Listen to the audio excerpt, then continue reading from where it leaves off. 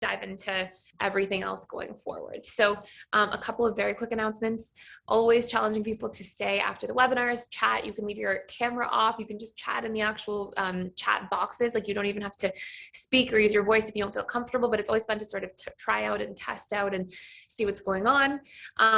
We've had a lot of really great feedback in terms of like what you guys are looking to see more of. And obviously we're seeing a huge thing was the course for like healthy habits, like what to do once you become secure, because so many of you guys have been in here working very hard and becoming securely attached. And then I totally understand, like sometimes you become securely attached and then you're kind of afraid to lose it. Like, oh no, what if I go back to my old patterns and programs? So your entire course for September is just going to all be about like maintenance, healthy habits, and you can actually plug in the different things that you're working on, even if you're not securely attached yet and you're just working towards that. What you'll see is this course is sort of like a resource course where it'll be like, here's some Monday exercises for you, morning, evening, and there'll be a variation of things you can do. Here's some Tuesday exercises for you, morning, evening. So what it actually is there for is for you to have something you can go into. There'll be a little bit of variety through the choices, and it'll be things that you can actually do Monday through Sunday that is there is like, you can just plug it in, open it up and follow along with the exercises on those days, specifically for like maintenance habits or habits you want to just start in general that can move the needle to make you become more securely attached. So a lot of people asked for that, very excited to be launching that. Another big thing that I've seen a lot of questions around, and we may just do like a series of mini courses around this, and I would really love to hear your guys' feedback over the next few days. But we are looking at doing a series of courses that are like the relationship attachment style interactions, because people ask for this all the time. So we would do sort of shorter versions, but like the anxious with the fearful with the dismissive, the anxious with the dismissive, and just these sort of dynamics. So, please let me know if those are things that you really want to see. I know we get a lot of requests for so many things. I wish I could just create them all at once sometimes, but I know we also get a lot of requests for things like body image, eating disorders, children, a lot of videos about like children. So we're going to do a lot of this stuff coming up. And then I may create a long form version of this, depending on your guys' feedback from today, just a course about like attachment styles and sex and how to improve on different pain points and challenges, how to become more aware of your patterns in general, because again, this is like a huge topic of conversation inside PDS. And I always want to make sure you guys have access to all the different resources you need. So very excited to do a deep dive into this topic today. And just as a quick reminder too, like we have the emails now going out on or like early in the week, and it's just like the events for the calendar, for the social events, study groups. There's so many resources inside PDS. So if you're here, you might as well just like soak them all up. And they're also onboarding webinars. If you need any technical support, we have those every Wednesday. We've got the social events with Jacqueline on Tuesday, where you can share feedback, ideas, and just chat. Then we've got all the different social events and study groups throughout the week, as well as at any point, if you just need a little bit of like one-on-one support in terms of direction, what courses to do next, questions about the platform in general, everybody's entitled to an onboarding call, even if you've been here forever. So you can join those as well. And all of those things are set up in the members lounge for you.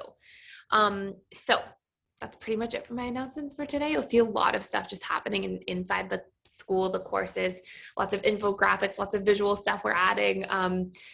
Just a lot of things that you'll see over the next little while as we're making some big changes in terms of what's possible for the future, and sort of adding like a social media component to a lot of this, so you guys can engage and interact with each other more, and a whole bunch of different things. But they'll be in the woodworks for a little while, and you'll see them coming out in the future. So those are my announcements for this week, or for today at least. And I'm just going to start by answering one or two quick questions, and then we'll dive right into all of the content regarding attachment styles and sex. And we're going to talk about a lot of different things in general. So anyways, okay. The first question I have here is from Sheena. Hi, Sheena. How are you today? So Sheena says, hi, Thais. I've realized that the core wound that gives me the most problems is I am weak. I've just started recently expressing again when I'm feeling hurt, because in the past I blamed myself with beliefs like it's my fault they hurt me. They only hurt me because I allowed it. I'm too weak to stop someone from hurting me. And if I don't tell them they hurt me, they won't know I'm hurt. This has gone further and contributed to my eating disorder. The belief that if I'm unattractive, people won't get close enough to hurt me. I've also noticed the self-punishment and self-abandonment that happens when I don't give myself credit for my effort. When I don't eat perfectly, I punish myself and create emotional distance from myself. How do I sit with the discomfort of imperfect effort? I need to know your thoughts. Thank you. Okay, great question. And thank you so much for vulnerably sharing. You don't sit with the discomfort of imperfect effort as a strategy to solve the problem. You sit with it as feedback. And like, this is the really important stuff regarding our emotions, is like, when we have emotions, right? We feel these things, we have to be present with them and let them kind of like wash over us and pass through. But the way I would sort of compare this as almost like an analogy would be like, it's like saying, you know, something bad happens in your life that you don't like, and you just allow it to pass through. And that's great. Once it's happening, you kind of have to surrender if it's out of your control, right? You want to be present with it. But then if we know that this thing's going to come back again and this thing keeps hurting us, you have to do something about it. And so rather than the strategy being to sit with the discomfort of imperfect effort, the best strategy by far is to change our expectations of ourselves to be perfect in the first place. And that's actually what's correcting the root. So you have two sort of things that are here together in your question. The first thing is about the blaming beliefs, the I am weak core wound. And I want to talk all about that. But then the second part, which I'm just going to start with because we're on the topic, is you talking about punishing yourself and creating emotional distance from yourself when you eat imperfectly. And what this is a set of expectations based on fear and a lot of need for control. And so there's a few key things to sort of dissect here in a way. So the first thing is you want to be able to sit down and be like, what are my expectations of myself? And if you write them out, it will be like, to eat perfectly. Why? What am I afraid will happen if I don't eat perfectly? I will gain weight. Okay, good. What does that mean, or why is that bad? I will be unattractive. I will be abandoned. I will be alone. I will be unworthy. I will have no control, right? I eat something and then I can't undo it, and then I have no control. So I would do a lot of work on like those beliefs related to this. And I would also do a lot of work on your beliefs related to food, right? And so you're sort of building from like the ground up. And I would write out, and like, honestly, we will build a whole course just about food and eating disorders. I think we have a webinar coming up about it as well. But I would write out everything that's like, what are all my beliefs about food? Food is bad. Food will always make me gain weight. And part of like eating, like disordered eating, is that we have an unhealthy relationship to food. We feel like food is the enemy. It can hurt us. It can control us. We're in like a power struggle with food. Instead of being, and because we're using food, this is part of it too. It's because you're using food as a strategy to get love or get your needs met. You're using your relationship to food to like, oh, if I look a certain way and eat a certain way so that I look a certain way, then I will get love. Then I will feel safe. Then I will feel worthy. Then I will feel, but food is not the thing. The thing is to undo those beliefs and then build your relationship to food around health, around nourishment, around you caring for yourself, you giving to yourself needs that you may not have had in childhood. So this is very, like, I could say so much about this topic. I've worked with a lot of people over the years in this arena. And so, you know, I have a lot of information about this, but the first step is to like really work on those core beliefs in general. And then the I am weak core wound, this might spill into your relationship to food, because you might be like, I am weak if I'm not controlling my food perfectly, which is not the case, right? The problem is your expectations of yourself in relationship to food, that I have to eat in a perfect way, and that you fear the moment you eat imperfectly. And, you know, so you, and a lot of individuals when they eat, you know, like let's say you're trying to eat really clean and really healthily, a lot of disordered eating is like this. It's like, you're trying to eat perfectly. because you are urgently trying to get somewhere. It's like, oh, I have to lose that 10 pounds or I have to whatever it is. And you're like putting all this pressure on yourself around it. And so you do that. And then because you feel like it has to be now because you're trying to feel back in control and out of helplessness, then you feel like, okay, I have to do this immediately. And then anytime you eat anything bad, you see it as like assaulting that goal, that outcome. And really the goal and outcome is not, it's neutral. It's what you've assigned to it that makes it good or bad. And in this case, you've assigned, I will feel back in control of my body and my life and and so what happens is you see everything that varies from that really intense set of expectations you have for how you should eat as like the enemy. And now you beat yourself up and you get into sort of this like really challenging dynamic. So anyway, so what you really want to do is also like change your relationship to food. I promise, like people who are like super fit, have the perfect body, quote unquote, if there's such a thing, they eat stuff sometimes. They eat bad food and they're okay with it. They're like, oh, I ate some bad food. Okay, no problem. And they don't try to restrict their food intake the next day. They're just okay with like the ebbs and flows of life. And that's very conducive to like healthier long-term eating. So anyway, so you really want to work on those belief programs that we talked about and doing the reprogramming, work on your beliefs about food in general. And then you really want to work on your unmet needs to feel in control, to feel safe is such a big one.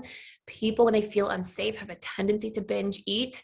And it's like a strategy to cope and to feel like, oh my gosh, I'm in control somewhere. So feeling safe, in control, personally empowered. And a lot of that comes with working on your boundaries with other people as well. And so I hear this like interrelationship between I am weak and I can't stop people from hurting me, and it being like I am unsafe and having boundary issues and challenges. So the more you work on your boundaries, the more you work on your beliefs about your relationship to food and what food is bad, the enemy, these sorts of things, and the more you work on those core wounds sort of all in unison, that's how you will move beyond this experience. And again, I think we have a webinar coming up about this. On top of that, we'll have a course coming out about this because there's a lot to cover in this in general. So really, really great question. And thank you so much for sharing. Okay, so the next question I have here, I'm going to answer one super quick at a high level because I want to dive into the content, is Sanjana. Hi, Sanjana. How are you? So Sanjana says, after my childhood stuff came up recently, I had developed the belief I am unsafe and have been working on it, which has helped me improve. But one of the things I noticed is since I am in contact with my narcissistic parent now, I can have an anxious or freeze response whenever he is around, which can make it difficult to reprogram this belief fully at an action level. I know that he cannot harm me now since I have good boundaries now, but I cannot feel fully comfortable around him. How to navigate this? Also, do core beliefs that are created with a one-time event that have a strong emotional charge need to be reprogrammed differently than a belief created by repetition? For example, I noticed that since this belief was created with one time, even when I do somatic work around it, this helps me. By the way, I had a request. Can you please do a video on the difference between need for time alone as an introvert versus deactivation? That's a great topic. I will definitely do that. Okay, so a couple things. Number one, it's okay to feel a little bit unsafe around somebody who harmed you. That's normal. And I would actually say, because there's a certain degree of not feeling safe around this person, that's very much like not like worth it. Just it makes sense, right? Because I know a little bit about your history with that person and that person was a very unhealthy person. And so it's really important that you have really good boundaries. And when I talk about good boundaries, I would say, like, don't be afraid if you're in contact with this person to have boundaries. Like, you are not on the like in person with the person until you feel really comfortable. Or if you are in person, you have other people there that are very protective. And so I would say, less than trying to like make sure you tell yourself I'm fully safe around this person, you more say, I am safe to leave the situation if needed. I am safe to remove my situation if possible. I am safe to, and really empower yourself in that area, because what we don't want to do is like try to like you can say that person can't hurt me in the same way anymore. Those sorts of things. I'm safe to use my voice. I'm safe to speak up, but it's okay to have a little bit of alarm bells around somebody who's unsafe and to be on guard. That's actually like a survival response in a healthy way. So allowing that to be there and like making space for that is good.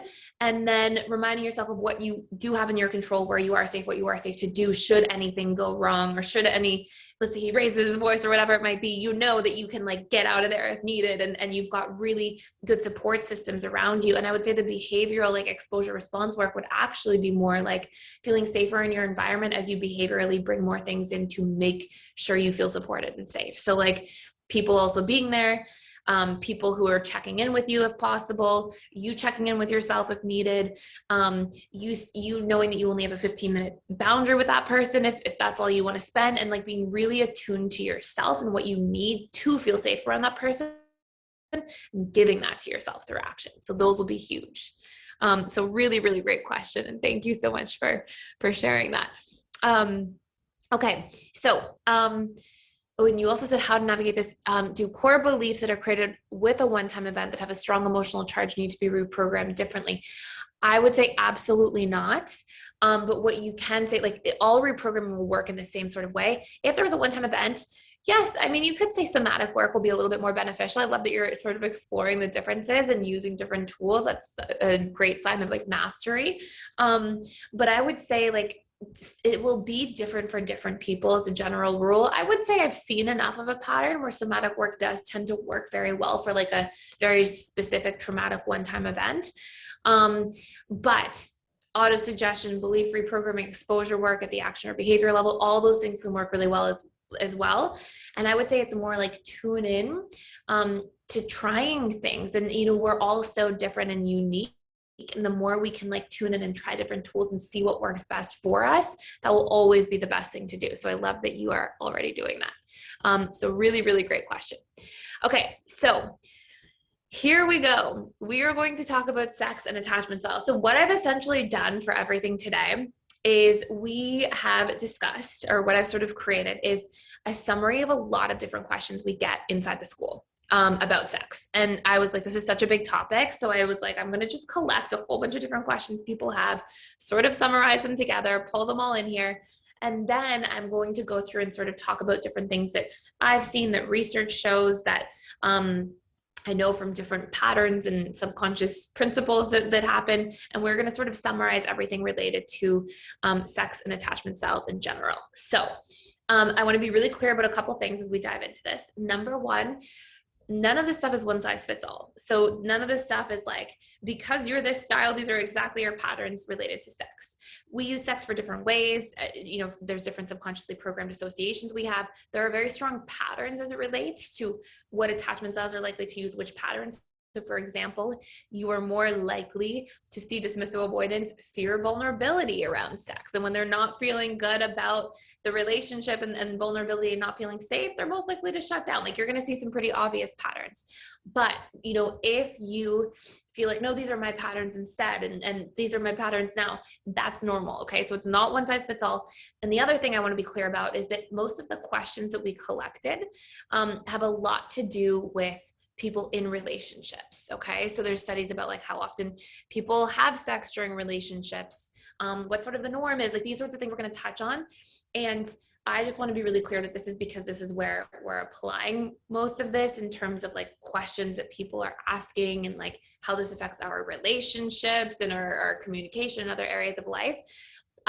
Just because there's a slant in terms of the way the content is like purposed for, doesn't mean in any way that I'm like, oh, if you're having sex outside of a relationship, it's not worthy of being talked about or something like that. I am totally in support of anybody's sexual needs, preferences, anything. And I'm just trying to answer the questions that I most often get asked. Okay. So just to be super clear about all that. So, number one, what is our relationship to sex about? So this is based on like a lot of different studies that have come out over the last little while, sort of the major types of reasons that we have sex. And I'm going to talk about these studies in reference to like sort of our needs in general. So obviously, first and foremost, we have goal-based reasons. So things like to make a baby, to reproduce. But these can also be things like to win someone's approval, to improve social status is what comes up a lot in studies, which, you know, kind of shocked me or surprised me. But I guess this would be like climbing the social ladder or like climbing the ladder in the workplace or whatever it might be. This was actually out of like all these different, there was like, I think 26,000 responses to reasons people tend to have sex. And this came up fairly highly rated, believe it or not. Then we have physical reasons, which are things like pleasure, stress relief, exercise, sexual curiosity, and obviously attraction to a person. Then we have emotional reasons for sex, things like love, commitment, gratitude. And then we have insecurity reasons related to sex, which are things like we have sex to boost our own self-esteem. You know, maybe somebody feels like, oh, I feel wanted or desired, and that makes me feel more confident. We see a lot of this, obviously, in general, from men and women. To keep a partner from seeking sex elsewhere is a strong security-based reason or insecurity reason. And a feeling of duty, a feeling of pressure. And this would be, as an example, like a partner insists on having sex and you may not want to have sex. So these would be our insecurity-based reasons, okay? So these are the main reasons people have sex. Now, in a lot of research related to sex, there was a big sort of difference between, it was sort of moved into two different types of a relationship to sex. One is body-centered sex. So when you have sex because you like the way it makes you feel, literally like pleasure related, and not so much concerned with like the emotions, the quality of connection with another person. And then we have person-centered sex, which is when you have sex to connect with the other person and care a little bit more about the emotions involved in the relationship and people's needs and that sort of intimate interaction. And what these things are related to is basically the reasons we discussed, right? Like we may have body-centered sex that's more pleasure-seeking sex. We may have person-centered sex that could fall into emotional reasons or insecurity reasons, right? Oh, I feel a sense of duty and that's why I decide to have sex. So understanding some of the dynamics that this sort of falls into has a lot to do with our actual like subconscious associations to sex, as well as our subconscious needs and the strategies we use to get these needs met. So for example, you are more likely to see, as a general rule, an anxious attachment style having more person-centered sex because they're valuing the emotional connection. And they may be a lot of the time having sex from a place of duty, from a place of like trying to meet the other person's needs, fearing abandonment. And so those insecurity reasons related to sex are more likely to be taking place. We may see, for example, dismissive avoidance. And again, this is not always the case. A lot of like DAs can have polarities where they really don't even want to have sex with somebody unless they feel very intellectually connected and safe around the person. But sometimes we'll see DAs who, for example, want to have more body-centered sex because there is the need to like have that pleasure component without having to be vulnerable, right? Without having to open up and have that emotional bond and connection. So you'll see different attachment styles have different reasons for having sex, different motives, and different types of relationships to sex in general. And we're going to do like a really deep dive into that in a little while here.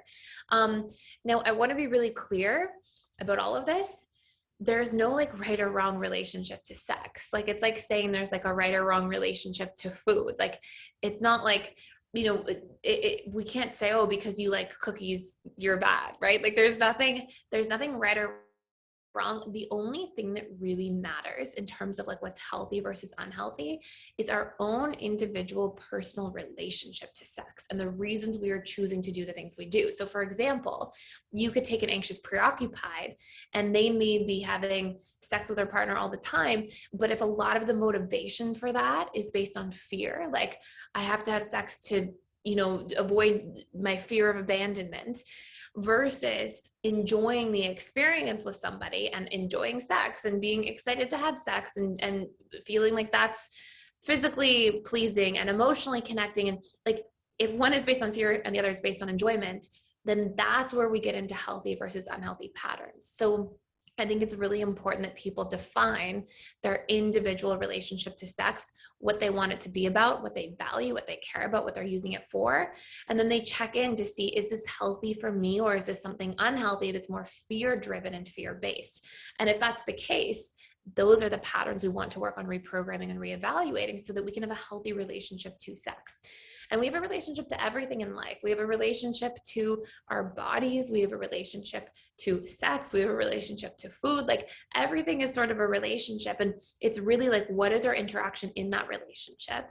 What's driving it? What's motivating it? And sometimes, and what I find quite commonly over the years is people have never really intentionally thought about their relationship to sex and like why they want to have sex, why they avoid sex, why they express sexual boundaries, why they don't express their boundaries, what they use sex for, what they value about sex. Like a lot of this just tends to be something really unintentional that a lot of people haven't had the opportunity to evaluate. And so it's an important part of our life and an important part of our relationships. And it's an important thing to be intentional about and to like attune to yourself and think about and introspect about a little bit. So another big set of questions, as we're sort of outlining this here, is a lot of people ask all the time in the school in many different areas, why is my partner or why am I losing sexual desire in a relationship? So there's many different reasons for this that I just want to put out there because I see a lot of people be like, is it because the person's going through a bout of depression? Is it because we're losing closeness in the relationship? Is it because they're losing interest in me? Like we see all different things. And there's actually major reasons that people lose sexual desire. And again, this is based on like case studies, research, interviews of like thousands of people, or not interviews, but polls of thousands of people.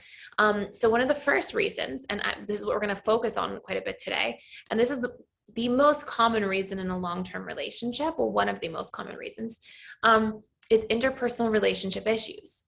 And so when we break down like a loss of like sexual intimacy, a lot of it is a symptom in most cases. So you'll see, oh, well, we're growing apart emotionally and just in terms of closeness in general, and like mentally, intellectually, physically, with affection, these sorts of things. We're growing apart in these areas. And of course, that is going to have an impact on a person's relationship to sex overall. Now, the main things that tend to drive this beneath the surface in terms of like the interpersonal relationship issues tend to be unmet needs in a relationship, a lack of communication about these unmet needs, resentment that builds up because core wounds are triggered, arguments happen, people feel disconnected, unheard, unseen, these sorts of core wounds. Then they build resentment.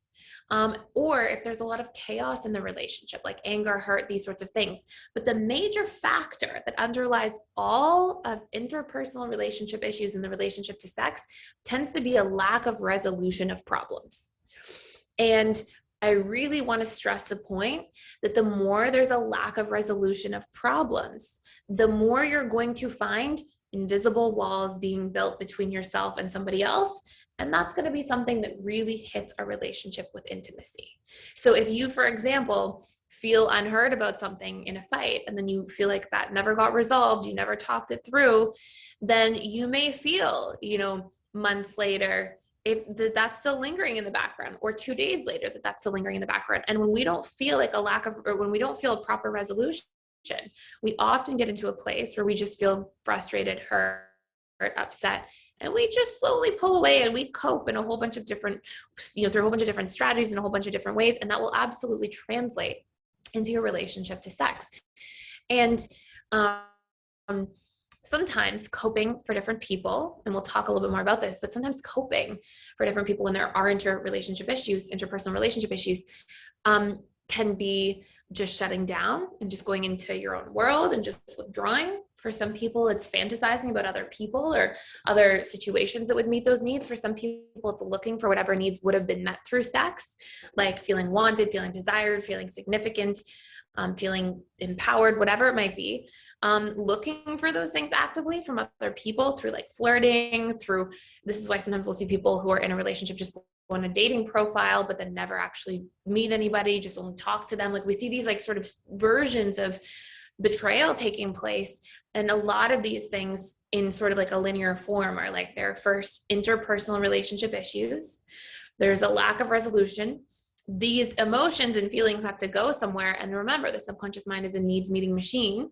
So there's this like boiling that takes place. And then over time, as that boiling continues to happen, coping begins. And when we don't feel good, we start coping, and the mind starts looking for those needs in other areas, or looks to equilibrate for the things that are not being met or happening. And so this is where we'll see sort the output of people straying, of people withdrawing, of people shutting down, of people building more resentment, these sorts of things. And it's really important to recognize that a lot of like sex can be the intermediate part, and then coping of the unmet needs related to sex, or feeling whatever needs were being met through sex, is sort of like the middle part a lot of the time. So when we talk about interpersonal relationship issues and how this is one of the major general causes for loss of sexual desire, usually sex itself is kind of the middleman, if that makes sense. And there's deeper things, and then there's painful things in terms of the coping on the other side that are sort of sandwiching sex, if that makes sense. So that's number one. Number two, and this really shouldn't go underrated, a huge thing is sociocultural influences. So peer pressure affects sex, and you know, what expectations we carry about ourselves because of things we hear and comparison and these sorts of things. Job stress is huge for people. I can't tell you guys like how many conversations I had over the years with people who are like, I'm just so stressed at work, and like I don't have any sexual desire coming home. Like I'm stressed, I'm burnt out, I'm, you know, whatever it might be. And like for men and women both, like very, very common. Body image issues, right? So a lot of feeling, and just to be clear, body image issues I see generally affect women more, though it absolutely affects both. But there's a lot of like research about how sex for women as a general rule tends to be a lot about like a woman feeling wanted, feeling desired. That tends to have a correlation with like increased libido for women. And so when women are feeling unwanted, undesired, and that can be because they're not getting certain cues or certain feedback or input from a partner, but it can also be because they're body shaming themselves. They put pressure on themselves in a lot of ways. They're judging themselves. And so then they feel like, oh, I don't want to show my body. These tend to be major influences in terms of libido and sex in general. And again, can absolutely apply to men as well. Media pressure about sexuality, obviously, and then just like how busy somebody is. If people have a whole bunch of newborn children running around and, you know, a busy home, and they're caretaking of their parents at the same time, like obviously if there's all these moving pieces, that can have a huge impact on sex as well. Then we have number three in terms of leading causes for loss of sexual desire is actually low testosterone. This is based on a whole bunch of studies done. And low testosterone is for men and women. And there's a relationship to sex related to both of those. Medications clocked in at number four. So these are oral contraceptives can have an impact, blood pressure drugs, antidepressants, these sorts of things. Mental health, number five. Depression, anxiety, any related mood disorders in general. And think about it for a moment. Like if anybody's had a really, really bad day at some point, you're not really feeling very sexual. So if somebody's obviously living in that state of struggling with depression or anxiety, then that's going to have a huge impact on sex in the relationship. And I've seen, this is a really popular question that came up in many places in the PDS community, like Facebook and on comments on YouTube videos and questions. But a big thing people will say is like, my partner's going through like a depressive episode, or my partner is, you know, struggling with extreme anxiety all of a sudden, and they're just like disconnecting. And we have to remember, like when we get into these different like modes of thinking and ways of being, this affects our nervous system's regulation and ability to regulate. This affects like how we perceive our world. And if we're in sort of survival mode because we're going through a hard time, you know, survival mode and reproduction mode are very different modes of being. So of course there's going to be a really strong relationship there. And, you know, it's important to not personalize those things, and to realize if somebody's withdrawing as they're going through a difficult time, that would be normal, and that would be a normal state of experiencing. Now, we will see in polarities, just to be super clear, some people, when they go through more mild forms of depression, there are a lot of case studies that say that more mild forms of depression, we sort of see people who are not feeling completely unable to function. They can be like sort of more high functioning, and sometimes we'll see people who are depressed go into pleasure seeking, because remember, the brain wants to equilibrate. It wants, you know, so if we're in subtle pain constantly, we may seek subtle pleasure constantly. And so if somebody's learned to use sex as a strategy to feel important, significant, approved of, and to seek pleasure, then sometimes we will also see people who are struggling with depression actually really, really make sex a focus as sort of a distraction or coping mechanism. And again, like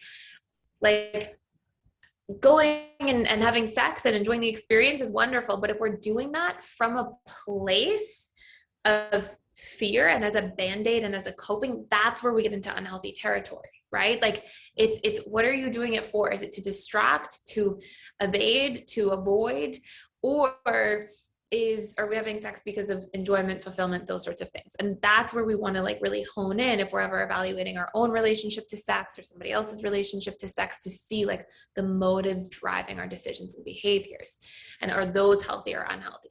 And then the very last thing is just age. Age obviously has an impact on sexual desire. And research actually shows that androgens in blood fall continuously, in women specifically more so as they get older. So those are some of the things that can affect sex that people ask about all the time.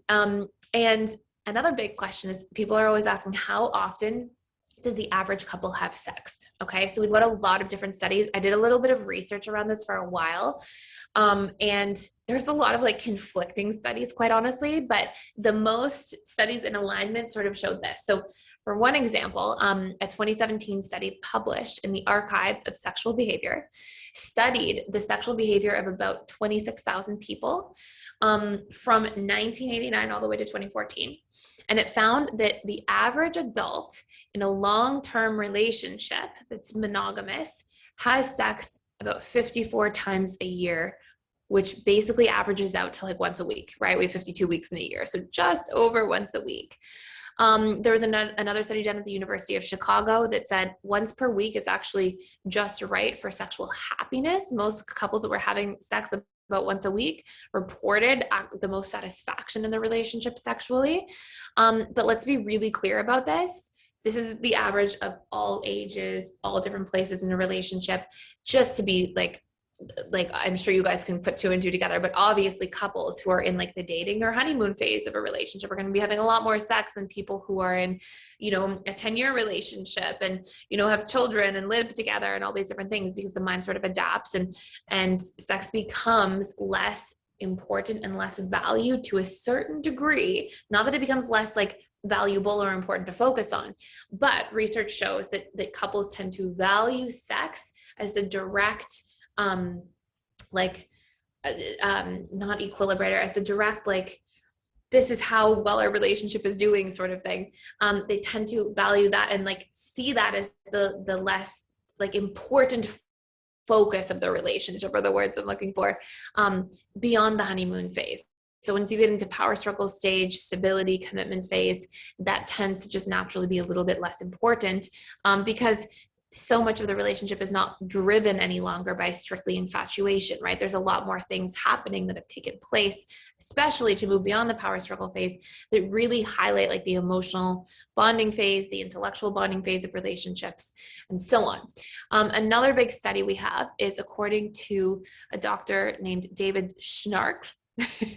A study conducted with more than 20,000 couples. He found that only 26% of couples are hitting the once a week mark, with the majority of respondents out of the 20,000 reporting sex only once or twice a month or less. But then another study, and I won't give you guys too many more studies. I just wanted to put a bunch in here because honestly, I was like reading through a whole bunch of them and there were just so many conflicting ones. But the most congruent ones were like long-term relationships. And when people are living together, usually couples are having sex just over once a week. And I know some people are like, whoa, I thought couples are having sex way more often, or, oh, I'm surprised it's even that much. Like, I know people have different, you know, vastly different viewpoints on this, but this is sort of what we're seeing as a general rule. In our very last study with 16,000 adults interviewed, what was found was that the older participants, so over 40 in the older participant sector, not saying that over 40 is old by any means, but just that they sectioned it out this way. They found participants having sex about 2 times per month, with younger participants saying they were having sex about once a week. So again, obviously this information changes according to age, time together, quality of a relationship, etc. But I think it would be fair to say, based on all of this information, that if you're in a long-term relationship, living with somebody, and you're having sex once a week or so, you're probably in a pretty healthy space sexually. Again, this is not like a North Star for everybody, right? People have different beliefs about sex. People have different ways they use sex and reasons that it meets needs in relationships. But I get a lot of questions about this. So this was sort of the most conclusive information that lined up according to a series of different studies that I went through. And I want to talk a little bit for a moment about what happens when couples stop having sex in relationships. So what we find here is that when couples stop having sex in relationships, they become significantly more vulnerable to anger, detachment, infidelity, and ultimately divorce. And this is, again, in married relationships. And, you know, when we look at this, it's because sex itself is a really important part of our relationships. We have a sexual intimacy, we have an intellectual intimacy, how open and willing we are to share our ideas, our opinions, our beliefs, our thoughts with somebody else. And then we have an emotional intimacy. And if one of these things is missing from a relationship, then the relationship will suffer to a certain degree. And what I find the most, just speaking from like my own private practice, is that people tend to start feeling certain ways around sex for different reasons. So we'll see, for example, like anxious, preoccupied, feel a lot more hurt and fear when sex isn't a strong part of the relationship. Fearful avoidance will start having a lot more trust wounds activated, and will feel like a sense of betrayal or distrust. They'll also feel very disconnected more easily. And we'll find dismissive avoidance tend to shut down. It can be sort of a vicious cycle. Maybe they're shutting down, and that's sort of part of what disconnects couples. Again, that's going to be a two-party situation, not just the DA shutting down exclusively, usually problems actually in the relationship that then lead to that dynamic taking place. And they will tend to feel shame around sex long-term, shame around being open to wanting sex, to talking about sex. And what we usually tend to see is then we go into coping. And when sex is not healthy or a healthy integrated part of a relationship, this is when people cope. This is when people are like, okay, I'll go get attention from so-and-so. I will go, flirt with other people. I will go, just completely shut this person out of my life so I don't even have to feel like I want them and then feel rejected by them. I will go feel good enough, but, through somebody else. And this may not be like outright cheating or infidelity, but it may be looking for your needs met in different forms. And the reason this happens is because the mind is a needs meeting machine, and this is what we do. The subconscious mind looks for ways to find your needs met, to get your needs met. And if you don't have them met in the preferred forms, then eventually your subconscious adapts and starts looking elsewhere. And so I want us to be clear that if you're in a relationship long term and this is happening, it's a symptom, right? And it doesn't mean that like you should ever be in a place where you like never find someone else attractive or have a sexual fantasy or something like that. That's all fine. But if this is like constant, repetitive, and the major source of getting your sexual needs met starts to become other means outside of the relationship, then you are probably on track to having other challenges in the relationship long term. And people get hurt in relationships when sex falls away. So even if on the outside, and I've seen this many, many, many, many times, and I'll just give you one example. A couple I worked with once, and this couple represents many couples that I've worked with in variations of this, but this is the first couple that comes to mind. They came to my office and they were sort of like, this was the first session, and they were sort of like, we're just here because we think it's a healthy thing to do. We just want to like make sure we have a good, upkeep of the relationship. And both people were kind of like not that open or vulnerable, because just so you know, like usually what I would see was people coming being like, these are all the problems, there's so many, what do we do? And really having a lot to say. And so this one couple particularly was like, oh, we're just here because we think it's healthy to seek counseling and to make that a part of our relationship. And I learned over the years that this really means that we have things that we're just not willing to talk about because we want to ease into it and take our time. And that's really what this is all about. And so over time, I discovered that they were not really having sex at all, and that they hadn't really been having sex like maybe once a year for the last few years, if that. And it was something basically completely missing from the relationship. And when we sort of like peel the layers back, we see a lot of hurt underneath that and a lot of feelings of like rejection from somebody. And they would say things to me, and this is very common. Oh, we never fight, we never. And what I hear when people say we never fight is we never talk stuff out. We never work through things. We both avoid conflict. We both shove things under the rug.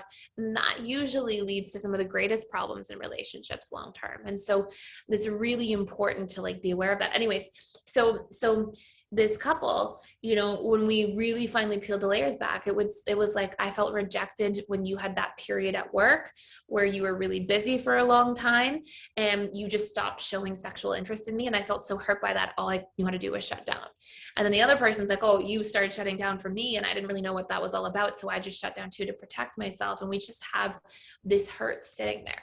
And that's a like less intense version, right? We have people who are more passionate and open and fight more and avoid conflict less. And there will be a lot of like resentment in those situations, a lot of pain in those situations. And it really would be no different than if we were in a relationship with somebody and they just shut down emotionally, right? Or shut down mentally, stop sharing their opinions and beliefs with you.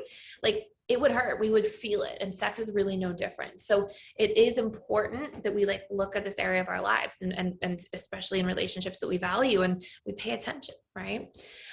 So now we're going to talk about the attachment styles themselves, the very exciting part of the content. So we're going to talk a little bit about each one, just at a high level. And we're going to go through like some of the healthy patterns, some of the unhealthy patterns, some of the core wounds related to these unhealthy patterns, and then some things we just have to do at a high level for healing. And again, like based on the feedback I get from you guys today, I will absolutely, because this is very high level. There's so much more we could go into and say about each attachment style. We could build out like a full course around this if this is something you guys want to see.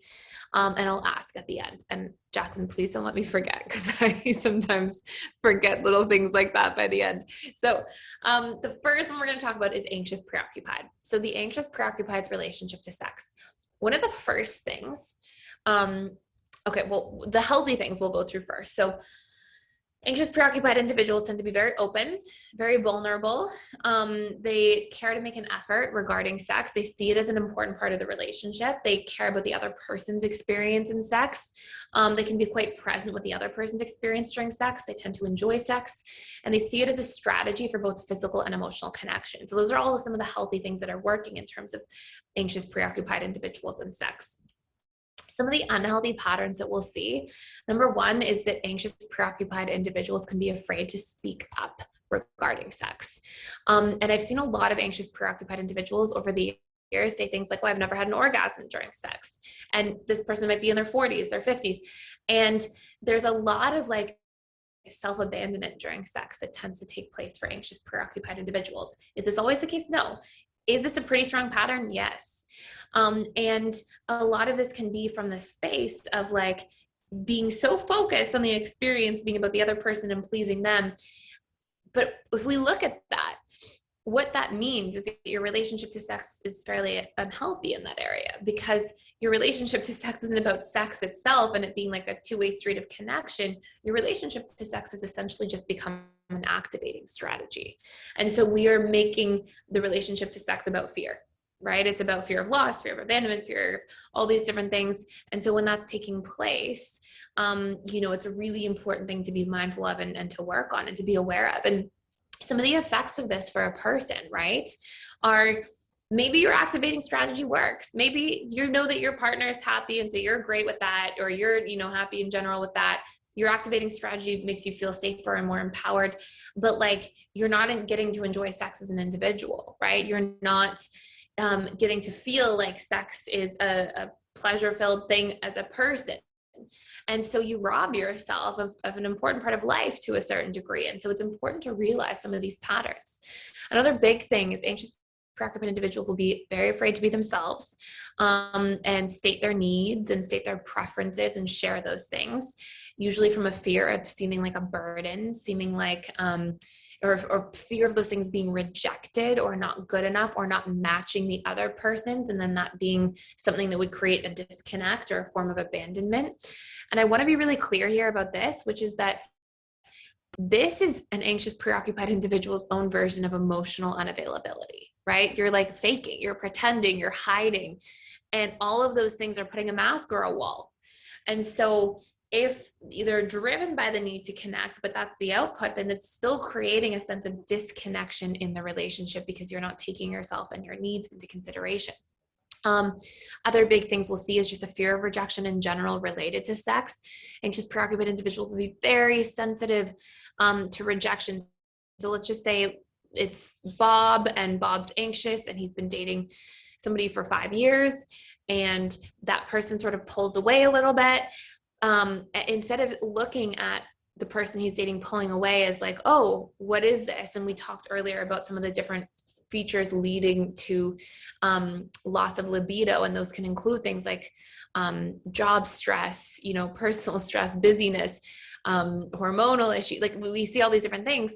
Usually the AP mind jumps right to, oh my gosh, I'm about to be abandoned, we're disconnecting, I'm not good enough, I'm not interesting enough, I'm not doing a good job, and this is obviously something that can put a lot of stress on sex, and a lot of pressure on sex long term as well, whether that's just as a person, as an individual, or whether that's within the relationship dynamic, where now there's a whole bunch of pressure from Bob to have sex with his partner because he sees that as a reinforcement of if the relationship is going well or not, or if he's safe to not be abandoned.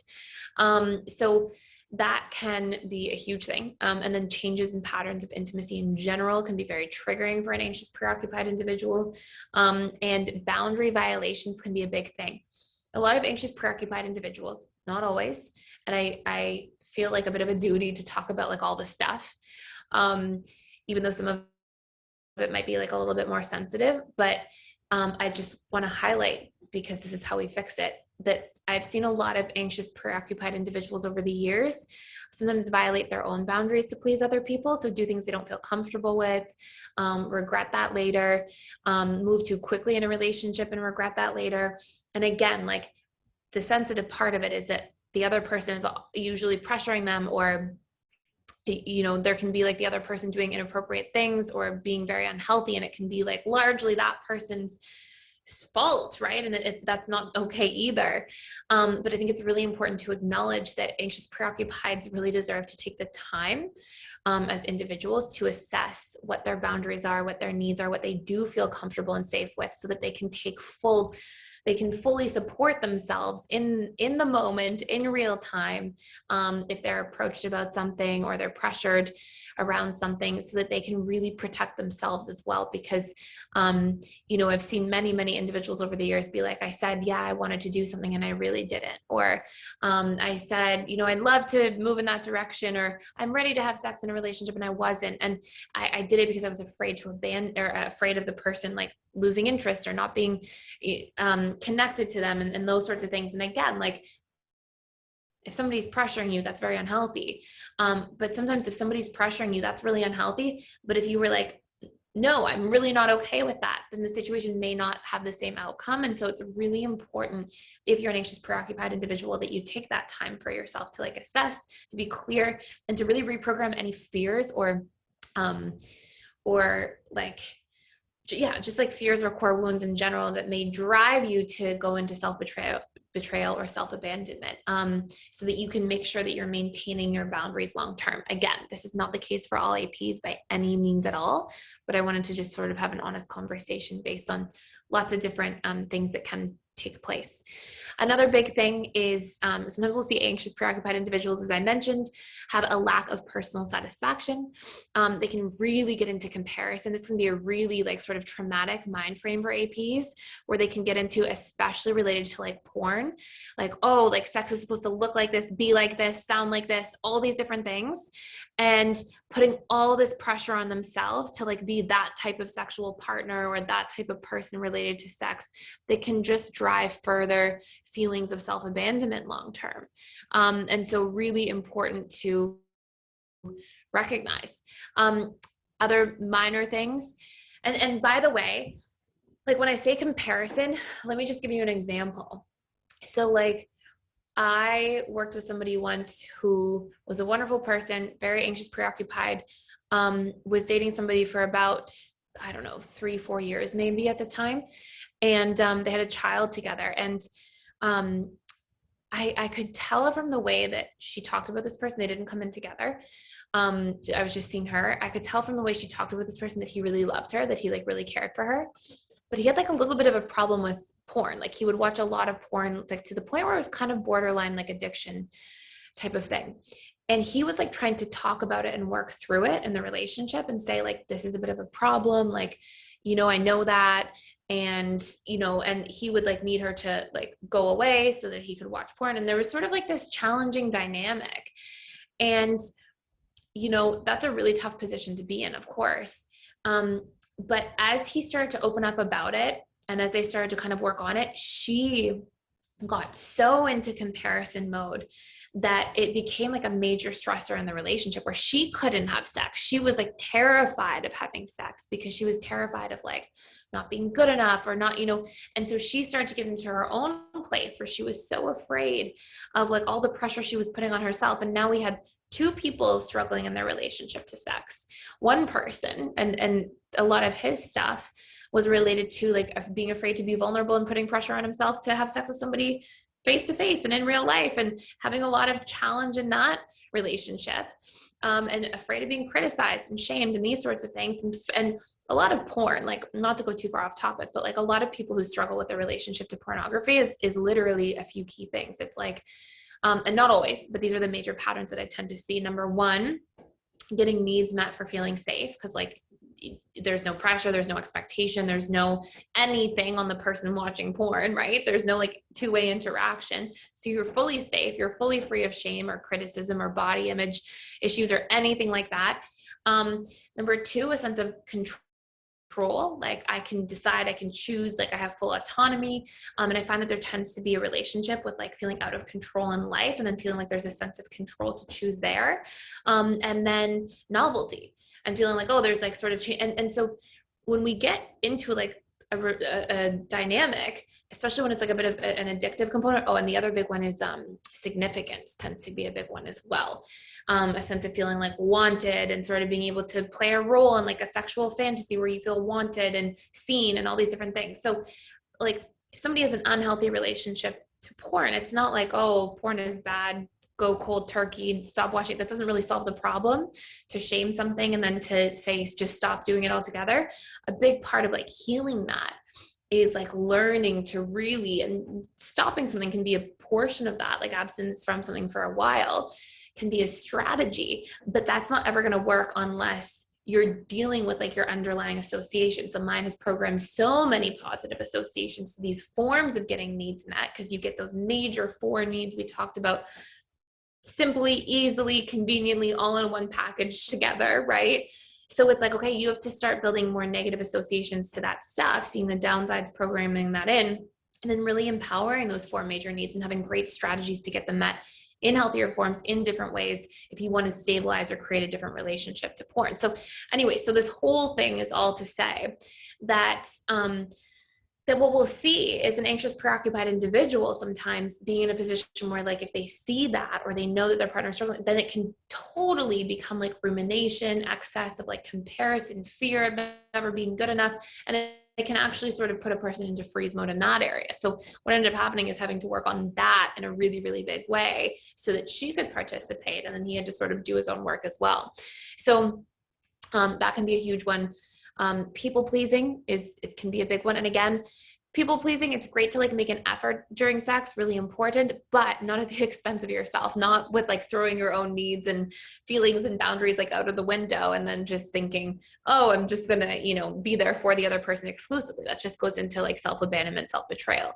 Not, again, some things that sort of fall under this umbrella, not connecting to oneself during sex, not being able to take pressure off yourself to perform during sex in certain ways, and sometimes using sex more as an activating strategy or a tool than as something that is you tuning into your needs and enjoying something for personal fulfillment, relationship fulfillment, etc. And then the one last thing that we can see in terms of like unhealthy patterns is using sex to make somebody jealous. And sometimes this isn't like actual sex. Sometimes this is just like things related to sex very closely.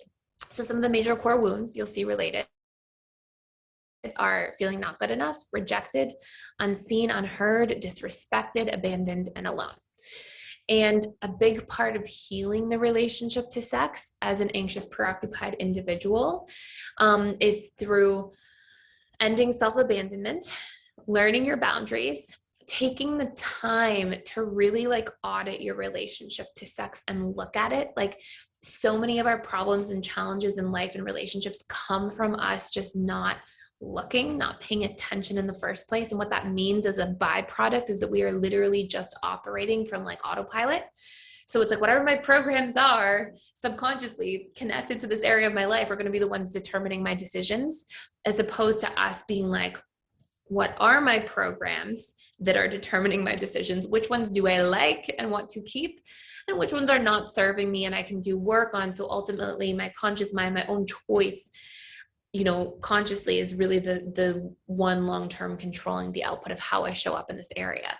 And so with that being said, it's very valuable as an anxious, preoccupied individual to audit your relationship to sex and to check in with like, what are my feelings about sex? What would I like to feel during sex? What are my needs around sex? What needs historically go unmet or ignored about sex? What are my boundaries around sex? And these can be general things, and they may change as you get into a new relationship, or if you're sleeping with a specific person or you meet somebody, whatever it might be. You can do like a high level audit, be super clear, and then like kind of review and reflect on these things when you're meeting a new person or when you're in a new relationship, whatever it might be. And it's really important to know that so that you can make room for yourself to be like inserted into the sexual experience, like no pun intended, but so that you can be like in a place where you are there and you can like take yourself into consideration and allow yourself to like be a part of the experience itself. So that is a really important piece. And then just like evaluating, like, what are your own likes and dislikes and preferences, and like being able to be present with your own experience of sex. And doing that instead of seeing sex as like a tool for creating closeness and getting your needs met for other things and to avoid facing your fears. And so obviously like a big part of that is reprogramming those fears and working on those fears, but being intentional about your relationship and what your preferences, what your needs are, all that stuff is super important and super valuable. So that's our AP at a high level. Our fearful avoidant attachment style. So I would say fearful avoidance as a general rule have very similar healthy components to anxious preoccupied. So they tend to be very present. Fearful avoidance tend to very much care about sex in their relationships and in their life as a whole. They care to make an effort regarding sex a lot of the time. They care about the other person's experience of sex. They tend to be quite present during sex, enjoy sex, and see it as a strategy for closeness in general. So those things tend to be quite healthy. But fearful avoidance can be really interesting depending on like their programmed associations to sex. So a big one that I see is sex is about earning your worth in a relationship, or earning your worth with somebody you're sleeping with. And as long as sex has become a tool to earn your worth, sex is going to come with like pain points, resentments, frustrations, letdowns, disappointments, etc. Also, fearful avoidance can use sex as a tool for approval, similar to APs, or see sex as equaling how well their relationship is doing or going. Fearful avoidance, because they have such a deep need for emotional connection and they see like deep closeness as a strategy for maintaining safety, right? Because it goes back to this like attachment strategy thing where DAs learn to fully rely on themselves. APs learn to really invest in relying on others. Fearful avoidance don't really know how to trust people and don't know how to like create a strategy to stay connected to a caregiver. And so instead, fearful avoidance learn like I have to read between the lines at all times. And so as the fearful avoidant adult grows up, they tend to get into a situation where they feel like if we are in a place where there's a lot of transparency and there's a lot of deep connection, then it's predictable as well, right? There's value in that they get their needs met from, but it's also, it makes them feel safer because there's, okay, I understand what's happening. So as that comes into the relationship to sex, sometimes we'll see fearful avoidance really wanting that deep emotional connection. But then if a fearful avoidant has a lot of like core wounds around, well, I can't trust, I'm weak if I'm vulnerable, I'll be betrayed, then sometimes fearful avoidance can use sex as a strategy subconsciously to fulfill those deep needs for connection without having to work through their core wounds of being emotionally vulnerable. So sometimes we'll see when we talk about these different components of relationships, like the mental, the emotional, the physical, sometimes we'll see fearful avoidance really get focused in on the mental and the physical as a strategy to fill the emotional and to make up for that when they are afraid of opening up themselves or anything like that. Or sometimes we'll see as well, which is probably the most common version of this before fearful avoidance really doing the work on this, is like, I will use sex as a strategy to fill up the emotional connection bucket. And I will fill the other half of that with one-way emotional connection where I'm there for you, I'm needed by you, I open up a little bit and you really open up to me, and sort of that enmeshed type of connection that is usually experienced a lot of the time in the fearful avoidance childhood in one form or another. So we'll see a lot of that. And again, like it goes back to this idea where it's like to really focus and really value and focus on your sex life is a great thing. That's wonderful. It's an important part of a relationship.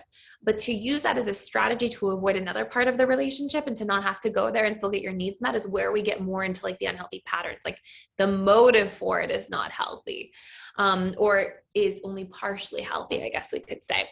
Another big one is when sex is not happening, a lot of fearful avoidance tend to like be more sexual as a general rule because there's many needs it can meet for a fearful avoidant without having to expose them to their fears. So sometimes they will put a lot of emphasis or pressure on the sex life of a relationship, have high expectations, feel disconnected very easily when there isn't as much sex happening in a relationship, and really gauge the quality of the relationship through like how often sex is taking place.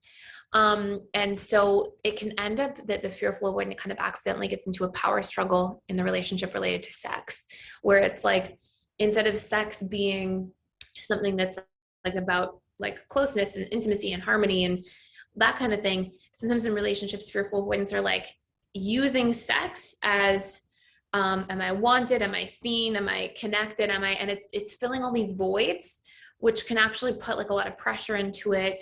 Sometimes a lot of like distrust around sex can take place because feeling like, oh, if we're not having sex and I can't trust you, you're probably having sex with someone else. And in more extreme cases, we'll see things like that come up. And again, this can create a lot of like just havoc in a relationship and some volatility related to sex. And then another big thing too is fearful avoidants can struggle with poor boundaries as well. And this can be like for more intense reasons. Like sometimes fearful avoidance in childhood, if they had boundaries, they got screamed at, for example, or there was chaos, or mom started drinking again, or dad, whatever, right? Like you can see all these different variations of that like instability in childhood with fearful avoidance. So sometimes fearful avoidance subconsciously associate their boundaries as being unsafe.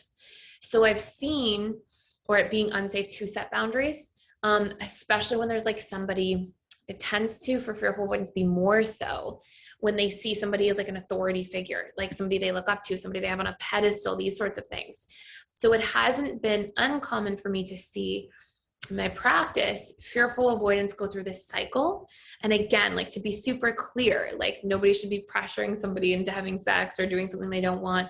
But sometimes we'll see, just having an honest conversation, sometimes I'll see fearful avoidance like somebody, put somebody on a pedestal, then as a byproduct feel like they have to earn their worth from that person or please that person.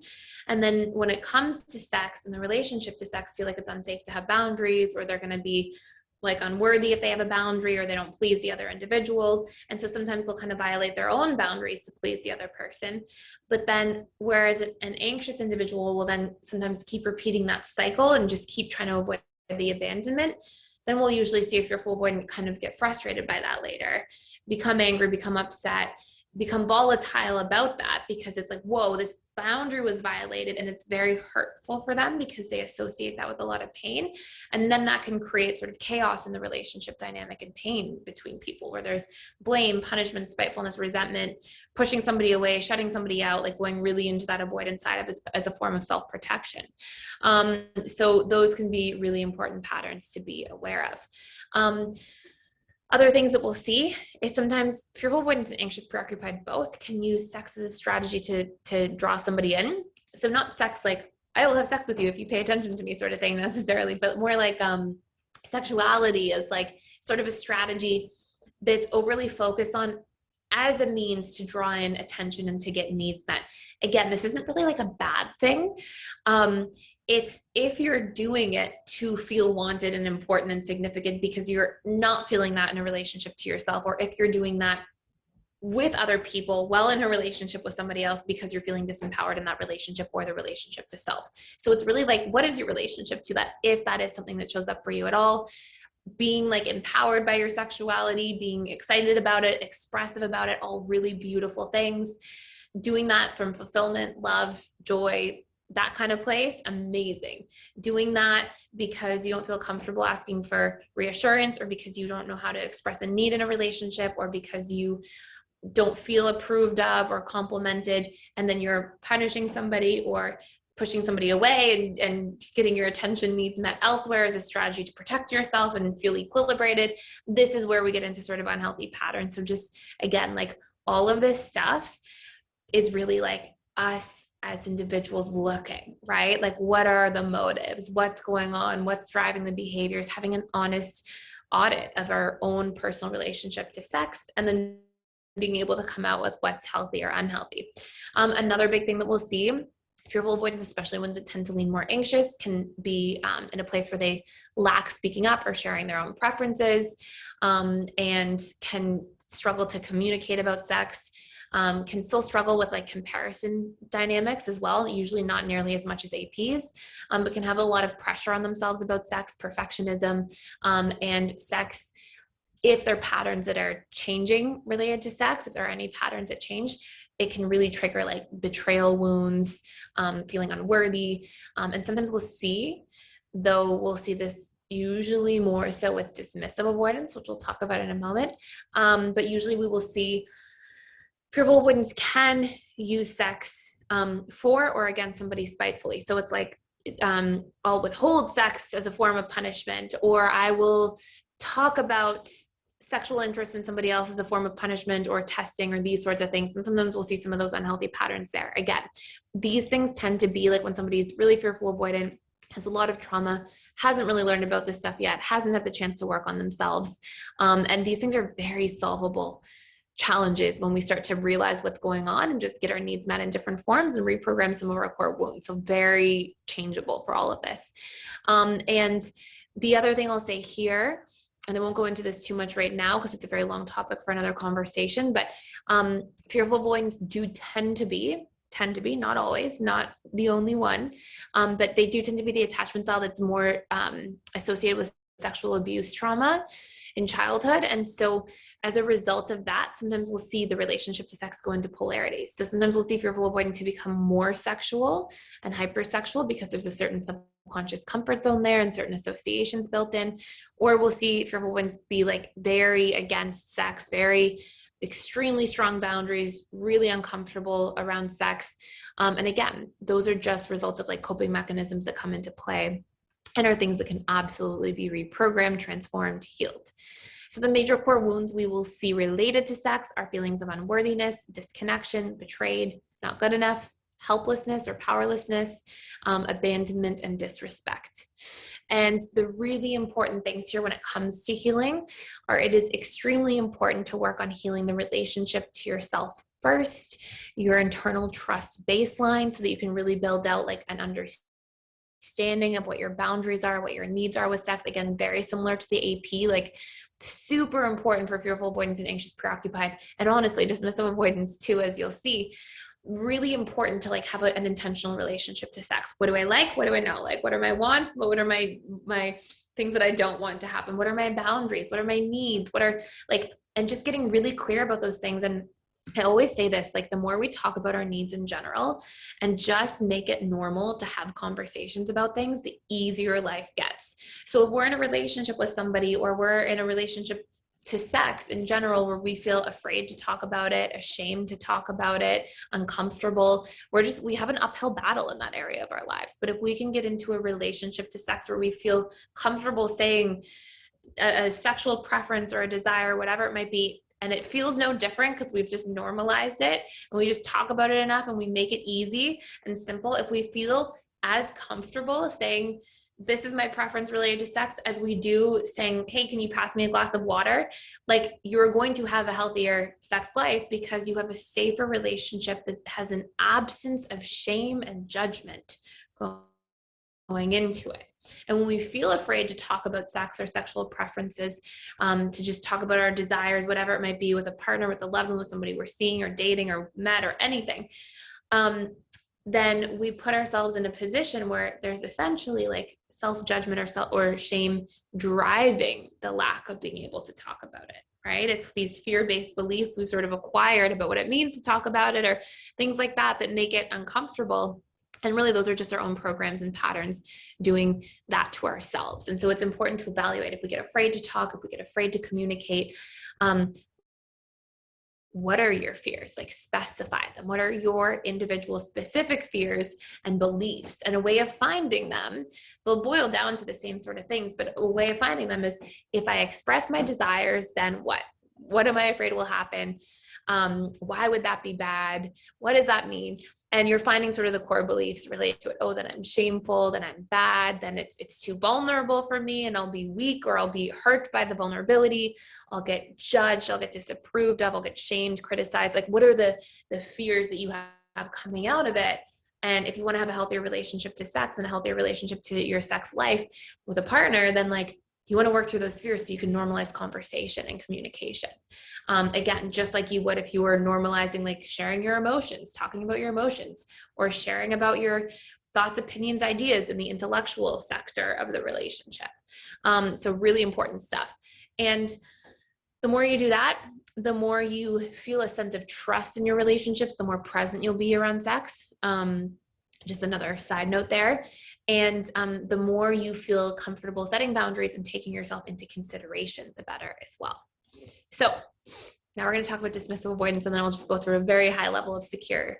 So dismissive avoidance, some of the healthy things is they tend to be very good with their boundaries, very comfortable taking themselves into consideration, those sorts of things, especially in the early stages of a relationship. They tend to have quite a healthy relationship to sex. They care about sex. They tend to be very authentic in their relationship to sex, which obviously promotes healthy sexuality as a whole. Some of the unhealthy dynamics, and these can be like really debilitating or destabilizing for DAs. And I've had a lot of conversations with people over the years about this kind of stuff, but sometimes a DA will not be as present with the other person's needs. Sometimes if they're terrified of vulnerability, really don't want to have any form of vulnerability, they'll be more exclusively focused in like body-based sex. And remember at the beginning, we talked about body-based sex versus person-based sex. And so sometimes it can be just exclusively focused there if there's an unwillingness to encompass an emotional component into sex, and will shut down in varying degrees and sometimes extreme degrees when they feel vulnerable, or when they feel pressure on sex. So sometimes I'll see a lot of questions. I often see lots of questions in different parts of PDS where people will be like, the DA is shutting down around sex. A big thing that we will see is the more vulnerable a DA feels, unless they're working on those vulnerability fears at their core, the more unsafe they feel. The more unsafe they feel, the less, remember, we're not going to be in like reproduction mode and survival mode at the same time.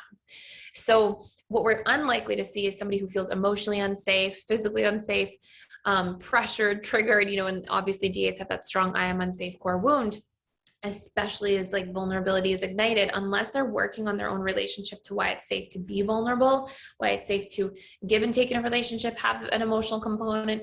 Then what we'll often see take place, which is a fairly strong pattern, is post honeymoon stage of a relationship, when that like neurochemical cocktail has sort of subsided, and then the power struggle comes. It's the feelings minus the fears. And a lot of the fears come out in that stage of a relationship, and we'll often see a DA really withdraw.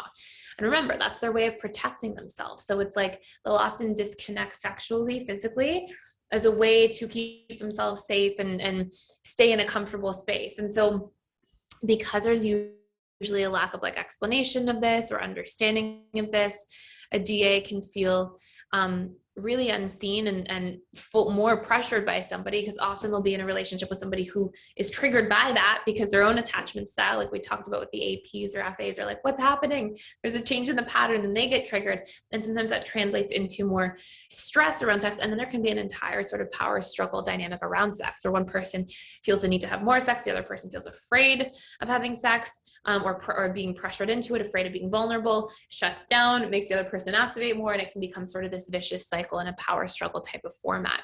Now, this isn't always the case, but it is a very, very common thing that can take place. And really, like, the remedies for this are having conscious conversations about sex, talking about preferences, needs, each individual working on their core wounds, the one maybe fearing abandonment, the other fearing being unsafe and vulnerable. And like, those are the root causes that we need to work on in order to change the output, or more surface level symptoms, we could say. Also, DAs are the most likely attachment style, I would say by far, to have work and life stress spill into this area of their life, and then to withdraw. So a lot of questions we see in PDS, and I'm telling you as well from many, many conversations I've had over the years, there tends to be a very strong correlation for DAs in terms of like their bandwidth and how that, if it's used up because there's a lot of change, there's a lot of job stress, there's a lot of work stress, whatever it might be, how that tends to shrink their emotional bandwidth. And that really affects their ability to like be present or show up and even feel sexual towards a partner. Again, unless we're in like a, somebody's just in the body-based sex area and they're pleasure seeking to cope with pain, which I would say is a much smaller segment of people that cope that way, that are dismissive avoidant. So we'll see some of that. And then I would say another huge theme I see for DAs is a lot of pressure DAs put on themselves around sexual performance, and a lot of self-shaming they do if they feel like they're not performing sexually. And this is a huge pain point for a lot of people. And usually what it actually causes is the DA to like put that pressure, shame themselves, shut down. And so it like does the opposite of the intentions, right? Like, why would somebody put pressure on themselves? Oh, because they want to connect more, whatever it might be. But instead it just shuts everything down more. And then there can be these different pain points there. And I see a lot of people, really struggle with this, honestly. Like I've had a lot of conversations over the years with people who are like, I'm afraid to even have sex at this point because of all that pressure, or because of all that sort of dynamic. And then on the flip side of that, sometimes we'll see DAs as well, use withholding sex to send a message. And it's not coming from a place of spite the vast majority of the time. It's not like, I'm going to show you. It's like, I don't know how to communicate otherwise. And this just doesn't feel safe for me. And so I'm just going to shut down, and that's how I cope. And so it's to send a message is not to say like from a place of spite, but to send a message, because sometimes DAs can lack effective communication skills in other forms before they start working on themselves and being aware. And so sometimes that becomes the form that they use, because it feels like they can shut down, keep boundaries, stay safe. And then that communication may come across. So that can be a huge dynamic. And a lot of like the way out of this is to work on healing the relationship to vulnerability, healing the relationship to sex, to feeling pressured, learning to communicate your own boundaries and needs related to sex. And it's really interesting because like when DAs are having a healthy relationship to sex, they tend to be like clear about their needs, like in the moment, and kind of connected to their sexual needs. But when they are not communicating their needs around sex, a lot of their problems related to their needs around sex are when sex isn't happening. So it's like the need to not have sex right now because I'm stressed by work. The need to not have pressure on me about sex because XYZ is happening in my life. And so it's usually that like outside of the realm of sex communication that DAs need to become masterful at. And that, again, is exposure work, it's practice, it's consistency, it's showing up. And it's not easy for DAs because, again, it's like the antithesis of like their personality. It goes against everything that they've built to protect themselves, but it's really powerful and important to normalize conversations related to sex. And then the more openness there is, the more communication in general. A huge one is the absence of criticism of self. because this can be a huge pain point or dynamic. And I've seen literally that become a paralyzing thing for DAs, where it's like so much pressure and afraid of making a mistake or doing the wrong thing or not being, you know, perfect in some way, and then that going into I am defective core wound really strongly, and that being like a crippling fear that really, really has an effect on a person's sex life. And then honesty, and then seeing openness and vulnerability as courageous instead of weak. So those tend to be some really, really big pain points in there, and things that need to happen to get out of those pain points or situations. So at a secure level, these are the main things: securely attached relationships to sex, just some like high level themes. And then I'm going to try to answer like 1 or 2 questions really quick. Even if we go a little bit over time, but the first thing is consistency in terms of like communication, openness, boundaries, just in terms of like normalizing conversation about different things, tuned in to oneself and another person, right? So able to like know your own needs, preferences, talk about them normally, tune into yourself at the same time as being present with somebody else, and making that a subconscious comfort zone, free from pressure, not afraid to put an effort into things, right? Because like, just like any other area of our relationship and life, this requires effort. Like emotional connection requires effort, consistency showing up, so does intellectual or mental area, so does physical or sexual area. And the more there's just transparency around these sorts of things, easier things become and the healthier different dynamics become. So I'm going to answer a question, maybe 2 questions. But I just wanted to ask you guys, like, is this something that you guys want to see as an entire course at some point? Because I went through that part at like a high level. Okay, I see lots of thumbs up. Okay, good stuff. I went through it at a very high level, but honestly, like I had a hard time shortening it down to make it on time. And I was like, oh my gosh, this could be a huge thing. And we get so many questions about this stuff. So I will be very mindful about that. Okay, so I'm going to let Veronica go ahead if you would like to ask your question. Hi, thank you, Thais. So what you said about the DA shutting down and then me as an FA, like freaking out and putting on more pressure on him, like before PDS, that's exactly what I did. And I was really panicking, and that just made him shut down more. And then he started having performance issues. And so that has been happening for a while now. And I'm wondering, you know, if he's got like the I am defective core wound, should I sort of honor his boundaries and like let him take the lead on when he wants to open up towards sex? Or is there some way I can talk to him without causing him to shut down further? Because I definitely feel that internal pressure within myself, like toward him, like wanting to solve this. Definitely.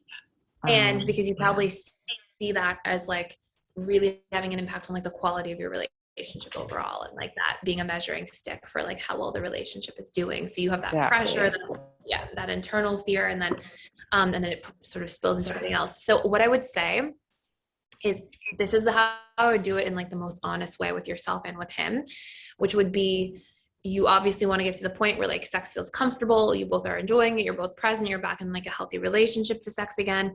What I would actually do is like take some time and like boil that, like almost reverse engineer the steps to getting there. So for example, like to answer the first part of your question, for sure, I am defective core wound, probably pressure, like 2 of the big DA core wounds are probably ignited. So what I would actually do is like try to work on equilibrating those core wounds in general on the path to moving the needle. So it would look like, what are some things that you would connect on the roadmap to sex? So maybe, for example, just off the top of my head, it would be like physical affection, feeling wanted, feeling attractive, feeling, like seen and valued and significant kind of thing, feeling, all those sorts of dynamics. And so it would be like, how do you equilibrate those old triggers that might have been catalyzed by making him feel, sufficient and like he matters and seen and all those things that oppose I am defective. And then also having like taking the pressure off so that there's more freedom, there's more flow of things. And so it would be like, how do you do that in general in the relationship? But then as it relates to sex, around things. So like equilibrating defectiveness would be through like complimenting, physical affection, appreciation around things that he does that are related to like physical affection, physical touch, his appearance, his attractiveness, his body, like those sorts of things. You would equilibrate through non-sexual things while letting him take the lead in the other areas. Does that make sense? Yeah. So just so I'm clear, all the stuff you said about equilibrating, okay, so you said physical affection, that need to be wanted, feel attractive, significance, feeling seen. What you were saying is to help him equilibrate that by, and that's in that way of sort of opposing I'm defective versus what I've been doing, which is like, there's a problem, Yes. you're not doing it right, you need to fix this. Which Like, will only ever be the problem, especially with a DA. yeah. Okay.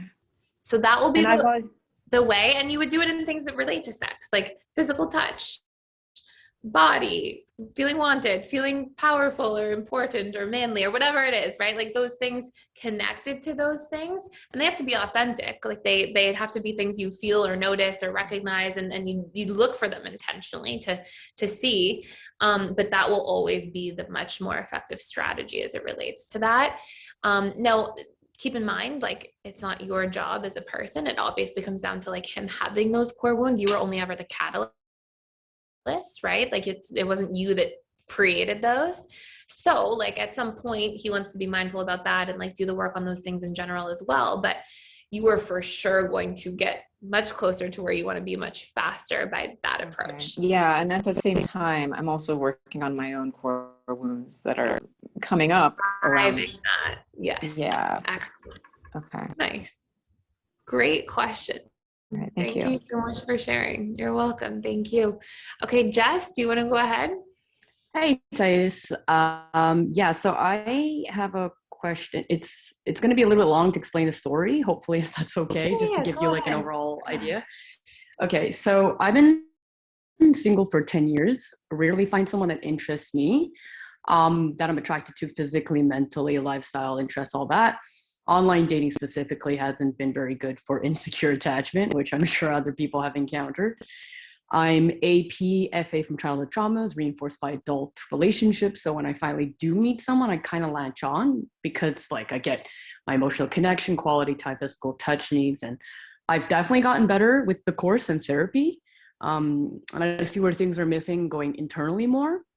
So I notice in the first date, it's always great. I'm charming, people are interested. And then I start to get pretty anxious. The wounds come up. I probably get needy, have a hard time going with the flow and letting things build organically. So one of the things that happened recently is I met somebody in April through a friend.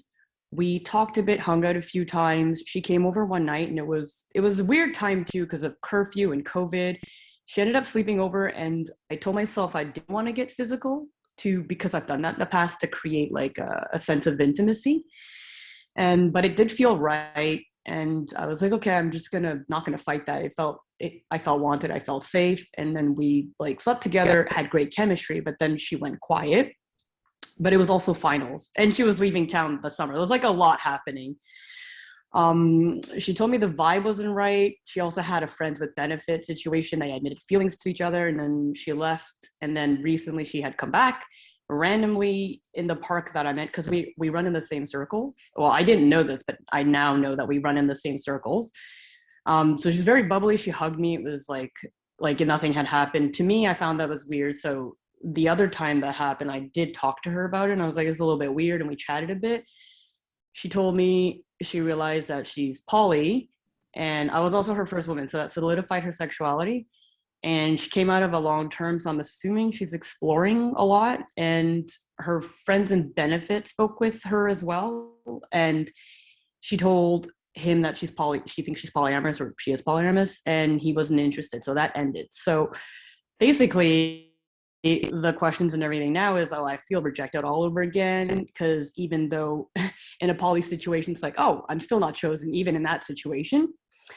And yeah, I'm still attracted to her physically, mentally, and I unfortunately see her around. So it's not like I can just out of sight, out of mind, keep moving on.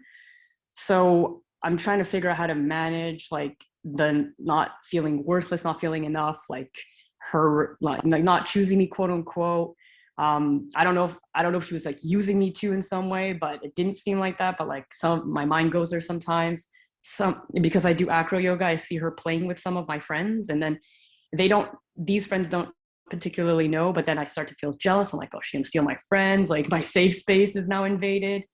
And like part of me, I think also, I hate to admit, has this hope of like, oh, if we become friends, she'll see how amazing I am and change her mind. So so all of this is happening. Like, I don't know how to not have expectations. She said like, oh, well, we can hang out and like be friends, but like she hasn't made steps to that, but she's also not a big texter. So like, was like just a lot happening. Definitely. I love and admire your honesty with yourself and how like aware you are of all your patterns. Like it takes a lot of like just looking and being honest with yourself to be able to say that you're going, oh, we'll be friends if she can see how great I am. And then she'll go, like it's good because this is very common for anxious, preoccupied, for fearful avoidance. So really, really great work on like the self-awareness component. And I'm sorry to hear that you're going through this like sort of challenging, chaotic situation.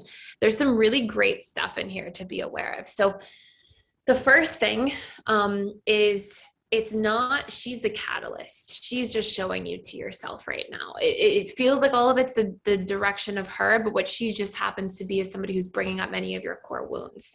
So what I noticed right away is when you talk about your patterns, you are great the first date. The moment you start to form that bond or that attachment, you abandon yourself, right? And then your self-worth and your personal value starts to become based on what the person thinks of you and the feedback they give to you. So then it becomes all about like people pleasing and am I good enough and all these different things. The like real true reality of things is people have different needs and different beliefs and different programs. And in no way, like just in reality, I know I can say this and you may not feel this, but in no way does her interest in you validate you as a human, right? Like her interest in you could feel great, but it doesn't make you better just because someone's interested in you. Just like it doesn't make you worse if somebody's not interested. She just might have different programmed needs, a different subconscious comfort zone. Maybe she wants somebody who reminds her more of a parent and the subconscious pattern she has there. Like none of that stuff really has anything to do with you being worthy or not worthy. It has to do with programming and preferences based on like prehistoric stuff that's taken place in our lives. So I can say that, but it's different for you to like feel that. So how to get to the point of you feeling it is I would really look at her as like a part of feedback in your life. Like she's showing to you the different patterns that come up for you. So what I would make a list and I would write out all the things that you want her to meet in your life, like in the perfect world. What are all the things she does? How does she show up differently? Does she give you validation? Does she make you feel seen? I can tell from your language is a really important one. Make you feel valued, wanted, important, worthy, enough, all these different things. And these are going to be all the places that you're not giving to yourself, essentially. And that's why it feels like she and the situation has so much power over you and over your emotions and your state, right? And the ability to make you feel so jealous and frustrated. So I would start by like making that list and then putting together a list of strategies to like pour that into yourself going forward. And as you do that, remember, you have to look for like where there's a hole in your bucket. So if you want to feel wanted, how are you also like, how is there a hole in your bucket where you are making yourself feel unwanted, right? Like maybe I put myself down, I criticize myself too much, I nitpick about my behaviors or my appearance or my mannerisms or whatever it might be, right? So you're making a list to see like, where do I actively take those things from myself? And then how can I actively give those things to myself? Self-encouragement, self-validation, being better with my boundaries, all the different things that might come up in those areas, right? So that's sort of like step one. Step two would be to be intentional about your boundaries with her. So, what I would imagine is it sounds like she's going through like a big sort of life transition and that there's a high need for novelty, which it sounds like you're kind of personalizing her high need for novelty. And just the reality might be that she has a really high need for novelty and she's seeking out different experiences and different relationship dynamics and different like sexual experiences. And because you've already had a sexual experience, if a big part of her drive is towards novelty, then it's about her need for that she doesn't come back and reconnect with you sexually. It's not necessarily about you and what she felt about your sexual interaction or you as a person. So being able to sort of recognize that that's probably her programming driving her is really important and valuable. And then having boundaries around that, right? So what are your needs for your circumstances, separate from her? Like, you want to feel at peace, you want to feel happy, like what boundaries are going to be most conducive to that, and just like taking some time to audit that. And then the very last thing I would say too is like, you know, make sure you show up and maintain those boundaries and do a little bit of reprogramming on those core wounds. Sometimes the mind jumps to conclusions and we'll go into like the story of how you're not good enough and that's why she's not interested.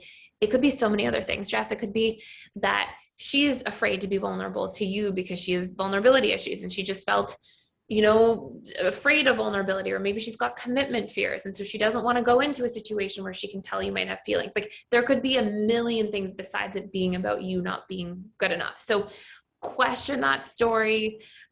Take some time to like work through the meaning you're giving to the situation. There's a lot of good resources in the emotional mastery course for that.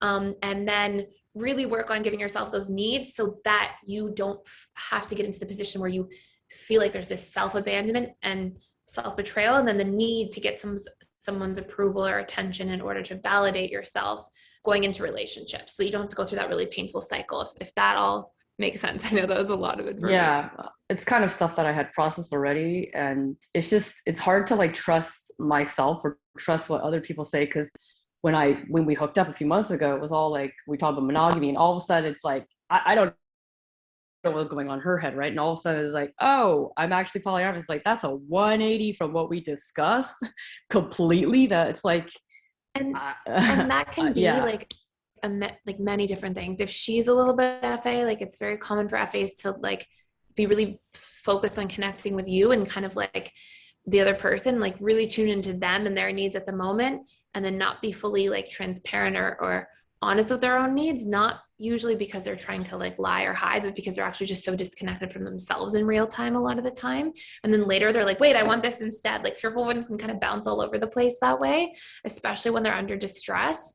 So like, to me, from like hearing about the experience and the fact that like there was lots of chemistry and she talked about monogamy with you, to me, I hear that probably, and again, this is just based on patterns, this isn't like for sure, but probably she felt attracted to you, very interested in you, then felt like it was too much too soon, and also had a different set of needs. Mm-hmm. So then, and then also had emotional baggage with this other person that she's in a friends with benefits situation with. So she's got these three things that are totally going to pull her away from the relationship, period, at that point. Her saying those things was sort of how she was feeling about you at that time. But then she's got these larger subconscious factors running the show at the end of the day. And then those things sort of take precedence at the end when it's all said and done.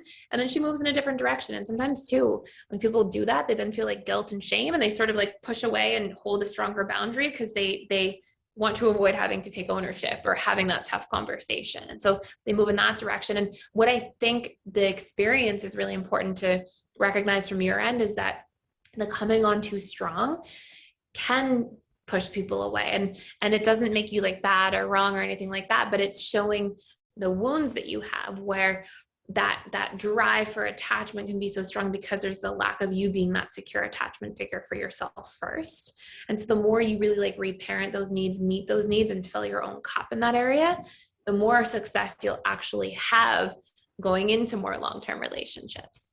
Mm-hmm. Yeah. Okay. That makes sense. Thank you. Thank you. Thank you so much for sharing. Okay, guys, I am going to wrap for today. I think we have, is Graham taking over today? I'm here, yep. Yes. Hi, awesome, thank you. Okay, so what happens now for anybody who's new